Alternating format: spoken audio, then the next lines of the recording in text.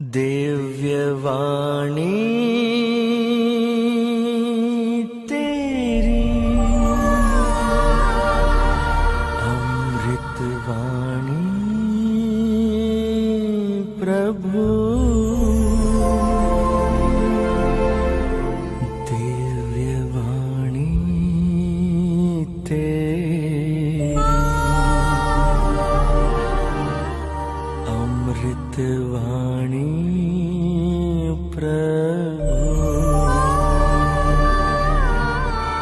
आज का सुसमाचार मत्ती के सुसमाचार अध्याय 18 से लिया गया है, वाक्य संख्या 21 से 35 तक। तो सुसमाचार में हम लोगों ने अपराधों की क्षमा के बारे में सुना और निर्दय सेवक के दृष्टांत को सुना। तो आज का ये सुसमाचार हमें 3 महत्वपूर्ण बातें सिखाता है। और पहली बात क्या है? पहली बात यह है कि क्षमा की कोई सीमा नहीं है, अर्थात क्षमा की कोई गिनती नहीं है। हमें अनगिनत बार क्षमा देने को तैयार होना है। पेतरुस ने यीशु से सवाल किया, यदि कोई हमारे विरुद्ध अपराध करते जाए तो कितनी बार क्षमा देनी है? क्या 7 बार क्षमा देनी है? तो यीशु क्या बोले? मैं नहीं कहता 7 बार, लेकिन मैं कहता हूं 70 गुना 7 बार। 70 को 7 से गुना करेंगे तो कितना मिलेगा? 490 बार। उसका मतलब यह नहीं कि गिनते रहना है, लेकिन उसका मतलब यह है अनगिनत बार हमें क्षमा देने को तैयार होना है। 7 और 70 दोनों बाइबल में पूर्णता का प्रतीक है, पूर्णता का नंबर है। तो हमारी क्षमा पूर्ण होनी चाहिए। अनगिनत बार क्षमा देने को हमें तैयार होना है। क्षमा की कोई सीमा नहीं है और ईश्वर की क्षमा की कोई सीमा नहीं है। निर्दय सेवक का दृष्टांत हमें वही सिखाता है, और उस दृष्टांत को हम दयालु ईश्वर का दृष्टांत भी कह सकते हैं, क्योंकि ईश्वर ने बहुत दया की, ईश्वर ने बहुत करुणा की। और स्वर्ग का राज्य उस राजा के सदृश है जो अपने सेवकों से लेखा लेना चाहता था। और एक सेवक उसके सामने प्रस्तुत किया गया जो लाखों रुपए का कर्जदार था। यहां हिंदी बाइबल में लाखों रुपया लिखा गया है, लेकिन अंग्रेजी बाइबल में 10,000 टैलेंट्स का कर्जदार था। 10,000 टैलेंट्स बहुत बड़ी रकम है, और वास्तव में 10,000 टैलेंट्स 2 लाख वर्षों के परिश्रम की मजदूरी के बराबर है। इसका मतलब करोड़ों करोड़ों करोड़ों रुपए, बहुत बड़ी रकम है 10,000 टैलेंट्स। तो उस कर्जदार को उतने सारे पैसे अपने स्वामी को देना था, राजा को देना था, लेकिन उसके पास पैसे नहीं थे, वो देने के लिए समर्थ नहीं था। तो इसलिए राजा ने क्या कहा? उसकी पत्नी, उसके बच्चे, उसकी सारी धन संपत्ति बेच दिए जाए और ऋण अदा कर दिए जाए। तब पैरों तले गिर करके उसने समय के लिए प्रार्थना की, और तब राजा ने क्या किया? उसके पूरे कर्ज को माफ किया। करोड़ों करोड़ों करोड़ों रुपए के कर्ज को माफ कर दिया। इसका मतलब अब उस कर्ज को चुकाने की कोई आवश्यकता नहीं है।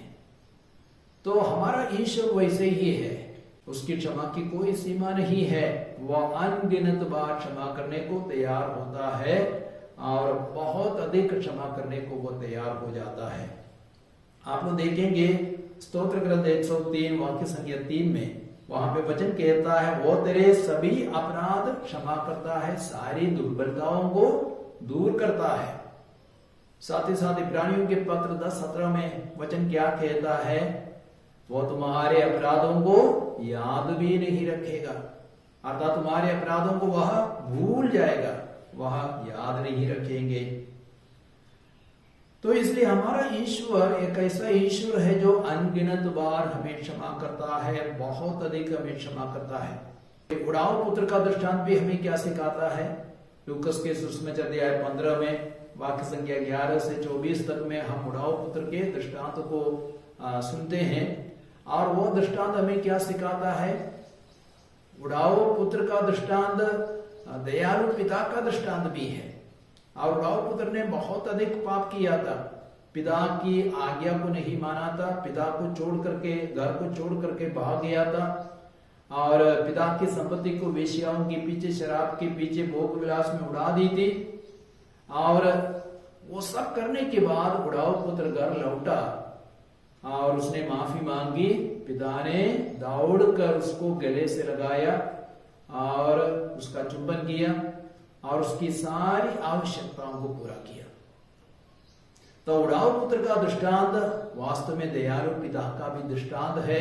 हमारा ईश्वर उस पिता की तरह क्षमा करता है, उसकी क्षमा की कोई सीमा नहीं है। और प्रभु यीशु भी हमें यही सिखाते हैं। यीशु को कितना दुख और कष्ट पहुंचाया गया था, शत्रुओं ने, रोमी सैनिकों ने उसको कितना मारा था, पीटा था, कोड़ों की वर्षा की उसके शरीर पर, कांटों का मुकुट रखा, भारी भरकम क्रूस उसके कंधे पर लादा गया और कलवारी पहाड़ जाते वक्त उसका उपहास किया, उसकी निंदा की और अंत में क्रूस पर पटक दिया उसको निर्वस्त्र करके। और तब 3 किलो पर वह टोक दिए गए। इतना अपराध यीशु के विरुद्ध उन्होंने किया, फिर भी यीशु ने क्या किया? सभी शत्रुओं के लिए प्रार्थना की और कहा, हे पिता, इन्हें क्षमा कर, क्योंकि वे नहीं जानते कि वे क्या कर रहे हैं। तो यीशु की भी क्षमा की कोई सीमा नहीं है। यीशु भी हमारे बहुत से अपराधों को क्षमा करते हैं, क्षमा करने के लिए संसार में आए। और एक कहावत है, forgiveness is the fragrance that flowers breathe even when they are trampled upon। अर्थात हम गुलाब के फूलों को पैरों तले रौंद डाले, फिर भी गुलाब के फूल क्या देंगे? खुशबू ही देंगे, बदबू नहीं देंगे, सुगंध ही देंगे। तो यीशु क्रूस पर रौंदे गए थे, पैरों तले रौंद डाले गए थे, फिर भी यीशु ने कोई गाली गलौच नहीं किया और यीशु ने बदला नहीं लिया। यीशु ने सबको क्षमा दे दी और उनके लिए प्रार्थना की। तो हमें गुलाब के फूलों की तरह कभी बदबू नहीं देना है, हमेशा सुगंध ही देना है। हम कुचले जाए और हमारे ऊपर अत्याचार किए जाए, फिर भी हम सुगंध ही दे, खुशबू ही दे, कभी भी गाली ना दे, बदबू ना दे। तो आज सुसमाचार में यही सिखाता, हमें भी अपने पिता की तरह, स्वर्गीय पिता की तरह, यीशु की तरह क्षमा देना है। अनगिनत बार क्षमा देने को तैयार होना है। आज परिवार में झगड़ा क्यों होता है? परिवार क्यों टूट जाता है? विवाह क्यों टूट जाता है? एक बहुत बड़ा कारण है क्षमा ना देने के कारण। साथ ही साथ समाज में इतनी सारी बुराइयां और कलीसिया क्यों हजारों गुटों में बट गई है, राष्ट्रों के बीच में युद्ध क्यों चलता है? ये सब अक्षमा के कारण है।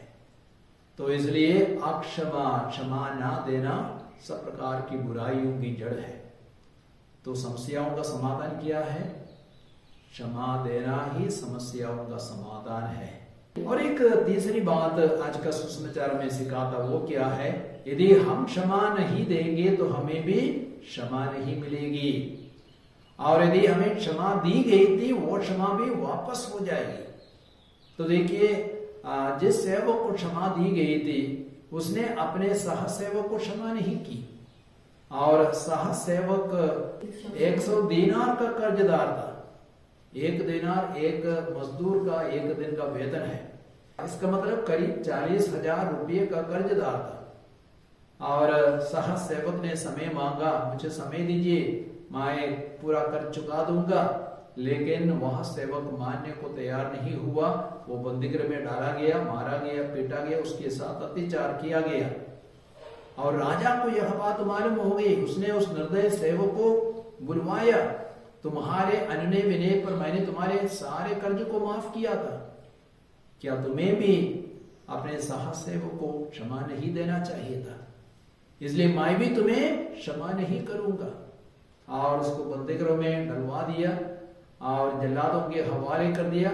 और जब तक उसने पूरा रकम नहीं लौटाया था तब तक वो बंदीगृह में सताया गया, मारा गया, पीटा गया। और यीशु अंत में क्या कहते हैं? तुम्हारा स्वर्गीय पिता भी तुम्हारे साथ यही करेगा यदि तुम पूरे हृदय से अपने भाइयों को, अपराधियों को क्षमा नहीं करोगे। और मत्ती के सुसमाचार दिया 6:14-15 में प्रभु यीशु क्या कहते हैं?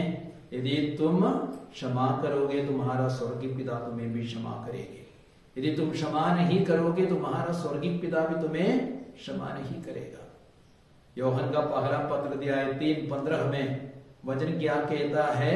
जो बैर रखता है वह हत्यारा है, हत्यारे में आनंद जीवन नहीं है। इसका मतलब कोई भी क्रोध रखने वाला, बैर रखने वाला, वह स्वर्ग राज्य में प्रवेश नहीं कर सकेगा, वह आनंद जीवन से वंचित हो जाएगा। तो स्वर्ग राज्य में प्रवेश करने के लिए भी क्षमा देना अनिवार्य है।